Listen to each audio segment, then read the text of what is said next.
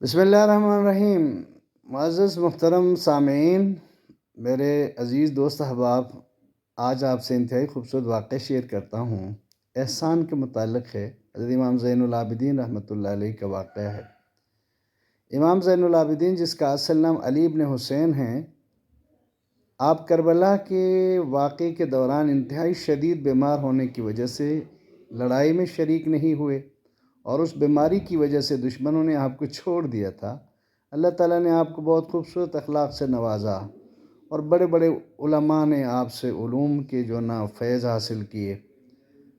تو ایک جگہ دعوت میں تھے، تو لونڈی نے آ کر دسترخوان بچھایا۔ اس کے بعد جب وہ کھانے کی چیزیں لانے لگی، تو ایک سالن کا برتن بھائی دسترخوان میں رکھتے رکھتے حضرت امام زین العابدین کے کپڑوں پر گرا دیا، اور اس کے سفید خوبصورت کپڑے بھائی سالن کے داغ سے کافی خراب ہوئے۔ تو آپ تھوڑا سا بھائی نالان ہو کر اس کی طرف دیکھنے لگے، تو وہ لونڈی بھائی قرآن کو سمجھا کرتی تھی، اور قرآن کو پڑھا کرتی تھی، اور قرآن پر عمل کرتی تھی وہ لونڈی۔ اور اس لونڈی نے بھائی کنیز نے فوراً قرآن کی آیت کی تلاوت شروع کی، وَالْكَاظِمِينَ الْغَيْظَ وَالْعَافِينَ عَنِ النَّاسِ وَاللَّهُ يُحِبُّ الْمُحْسِنِينَ۔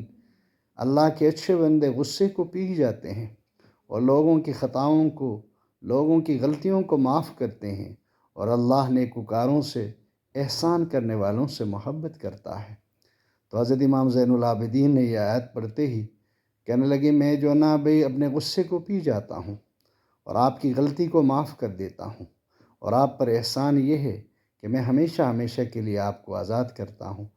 تو لونڈی نے قرآن کی آیت پڑھ کر حضرت زین العابدین رحمۃ اللہ علیہ سے آزادی کی ڈگری لی، لیکن امام زین العابدین نے بتا دیا امت کو کہ بھائی قرآن مجید کے ایک ایک آیت کے ایک ایک حصے پر کیسے کیسے عمل کیا جا سکتا ہے۔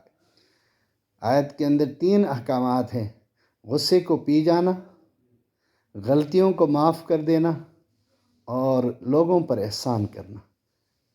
خاندان رسالت کے شہزادے نے انتہائی خوبصورت طریقے سے اس کے اوپر عمل کر کے دنیا کو بتایا کہ وہی مسلمان کے ساتھ سچتا ہے جب مسلمان اپنے قرآن پر عمل کرتا ہے اور اپنے نبی صلی اللہ علیہ وسلم کے طریقے پر چلتا ہے۔